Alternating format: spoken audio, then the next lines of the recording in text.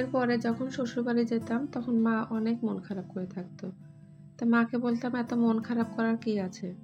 আমি তো কয়েকদিন পর আবার আসবো।" তো মা বলতো, "যখন মা হবি তখন বুঝতে পারবি কেন এত মন খারাপ হয়, কেন এত কষ্ট হয়।" তো এখন যেহেতু মা হয়েছি এখন বুঝতে পারছি যে আসলে অনেক কষ্ট হয় সন্তান যখন চলে যায়। তো আমার ছেলে ২৫ তারিখে সকালকার গাড়িতে চলে গিয়েছে। তো ও যাওয়ার আগে একটু রেডি করে দিচ্ছিলাম। ওকে একটু মাংস দিয়ে দিলাম, গরুর মাংস। আর একটু ভাত দিয়েছিলাম। ও নিতে চায় না, জোর করে একটু দিয়ে দিলাম। ও বেশি খায়ও নি, হালকা করে একটু খেয়েছে। এমনিতেই খায় না, আর জার্নির সময় তো আরোই খাওয়া যায় না। তো ওর ছুটি কিন্তু ছিল ২৮ তারিখ পর্যন্ত। ২৯ তারিখ থেকে ক্লাস শুরু হবে। কিন্তু ওর স্যার নাকি ফোন করেছিল যে ওকে গুচ্ছ পরীক্ষা গার্ড দিতে হবে। এই কারণে আগেই চলে গেল। ও সিলেট সুনামগঞ্জ ইঞ্জিনিয়ারিং পড়ছে সিএসসিতে। সবাই একটু দোয়া করবেন আমার ছেলের জন্য। তো চলে যাওয়ার পরে একটু ব্যালকনিতে দাঁড়িয়েছিলাম, কারণ অনেক বেশি খারাপ লাগছিল। আগের দিন ওর বাবাও চলে গিয়েছে, পরের দিন ও গেল। মানে পুরো বাসাটাই আমার একেবারেই ফাঁকা হয়ে গেছে। তো অনেকক্ষণ ওখানে দাঁড়িয়ে থাকার পর এই যে আবার কাজ শুরু করে দিলাম, কারণ কাজ তো করতেই হবে। মন খারাপ করে থাকলে তো আর কিছু হবে না। ওরকম করে জীবনযাপন করতে হবে। তো রুমটা গুছিয়ে নিয়ে এই কম্বলটা মেশিনে দিয়ে দিলাম। ওটা রেখে দিয়েছি, মেশিনটা চালু করিনি, কারণ মেয়ের কম্বলটাও ময়লা হয়েছে। ভেবেছিলাম ছেলে যখন চলে যাবে তখন একসঙ্গে দিয়ে দিব। তো মেয়ে ঘুমাচ্ছে ওজন্য রেখে দিলাম ওটা। আর এই যে কাপড় বের করেছিলাম এগুলো সেলাই করব বলে কাটতে চাইছিলাম, কিন্তু কাটতে পারিনি। তো এগুলো কিন্তু ঈদের জন্য মানে নেওয়া হয়েছিল। এই থ্রি পিসটা নিয়েছিলাম অনেক আগে, একজন বিপদে পড়ে বিক্রি করতে আসছিল, তার জন্য নিয়ে রেখেছিলাম, মেয়ের জন্য ওটা। আর এই ব্ল্যাক কালারটা আমার জন্য ঈদের উদ্দেশ্যে নিয়েছিলাম, কিন্তু এই যে সময়ের অভাবে কাটতে পারলাম না, বানাতেও পারলাম না, তাই আর পরা হয়নি। তো মনে করলাম যে সেই দিনটি কাটবো, কিন্তু সেই দিনও কাটতে পারিনি। ড্রেসটা কিন্তু মাশাআল্লাহ অনেক সুন্দর হয়েছিল, মানে ঈদ মার্কেটের দামের তুলনায় অনেক সুন্দর একটা ড্রেস পেয়েছিলাম আলহামদুলিল্লাহ। আর এর ওড়নাটা বেশি সুন্দর ছিল, এত সফট ওড়নাটা। আর ব্ল্যাক অ্যান্ড হোয়াইট, মানে অনেক ভাল লাগছে। আর এটা ছিল এই যে কটনের মধ্যে থ্রি পিসটা। এটা কিন্তু দিয়েছিল একটা গার্ডিয়ান। শুধু আমাকে না, আমাদের প্রত্যেকটা টিচারকে দিয়েছিল, মানে প্রত্যেকটা ম্যামকে দিয়েছিল। তো আমারটা ছিল মিষ্টি কালার, মানে অনেক ভাল লাগছে, কালারটাও অনেক সুন্দর। আর এটার ওড়নাটাও কিন্তু অনেক সুন্দর ছিল, এটাও ব্ল্যাকের মধ্যে। আসলে প্রত্যেকটা থ্রি পিসের মনে হয় ওড়নাগুলো বেশি সুন্দর হয়। আর আপুটাকে অনেক ধন্যবাদ, তার চয়েসটা অনেক ভালো।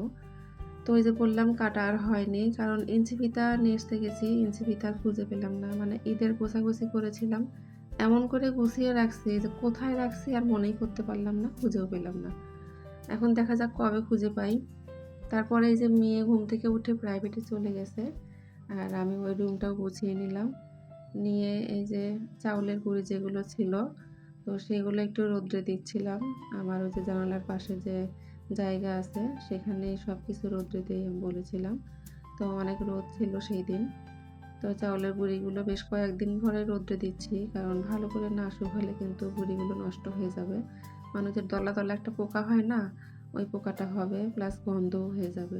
তো এই কারণে বেশ কয়েকদিন যাবত একটানা রোদ্রেই দিচ্ছিলাম। তো আর এই যে কম্বলটা নিয়ে আসলাম, এটাও একটু মেশিনে দিয়ে দিব।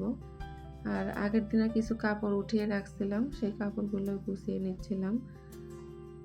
তো ভিডিওর এই পর্যায়ে এসে সবার কাছে একটা লাইক চেয়ে নিচ্ছি। ভালো লাগলে একটা লাইক করে দিবেন। যারা আমার পেজে নতুন আছেন তারা একটু সাবস্ক্রাইব করে দিবেন। পাশে থাকা বেল আইকনটা একটু চেপে দিবেন, যাতে করে আমি যখনই কোনো ভিডিও ছাড়ি সঙ্গে সঙ্গে নোটিফিকেশন পেয়ে যান।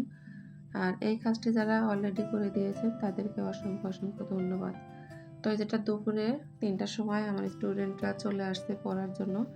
আমিও সেই দিন থেকে পড়ানো শুরু করেছি, কারণ স্কুল যেদিন খুলবে ২৯ তারিখ সেই দিনই আবার একটা পরীক্ষা আছে, এই জন্য আগে থেকে একটু পড়াচ্ছিলাম।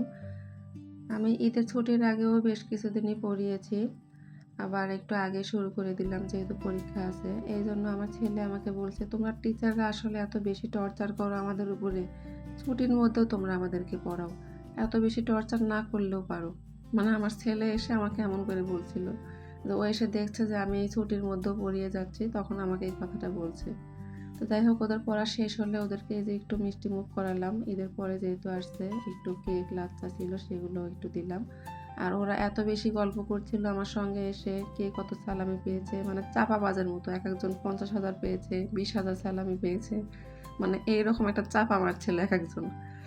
যাই হোক ভালো লাগছিল ওদের সঙ্গে অনেকদিন পর গল্প করে। আর ওদেরকে খাইতে দিয়ে আমি ওই যে আমাদের খাবারটা একটু গরম করে নিচ্ছিলাম। কারণ ফ্রিজে অনেক খাবার ছিল, সেদিন আর রান্না করিনি। এই যে মা আর মেয়ে খাবো। তো ফ্রিজের খাবারটাই একটু গরম করে নিয়েছি ওভেনে।